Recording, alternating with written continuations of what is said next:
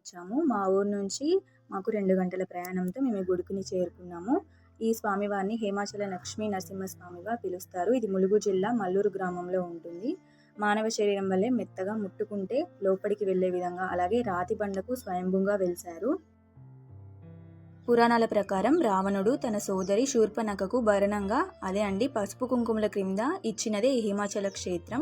శాతవాహన శకం ప్రభువు దిలీపకర్ణి కలలోకి స్వామివారు కనిపించి, నేను గుహాంతర భాగంలో ఉన్నాను అని స్వామివారు చెప్పారంట. ఆ మహారాజు 76,000 మంది సైన్యంతో అక్కడ గుహాంతర భాగంలో తవ్వుచుండగా గుణపం అనేది స్వామివారి నాభిలో గుచ్చుకుందంట. అక్కడి నుంచి నాభి నుంచి మనకి ప్రస్తుతం ద్రవం వెలువడుతుంది. దీనినే నాభి చందనం అంటారు. ఈ నాభిచందనాన్ని స్వీకరించడం వల్ల సంతానం లేని వారికి సంతానం కలుగుతుందని, అలాగే అనారోగ్య సమస్యలతో బాధపడుతున్న వారికి అనారోగ్య సమస్యలు తీరుతాయని చాలా నమ్మకం. ఇక్కడ స్వామివారు మెత్తగా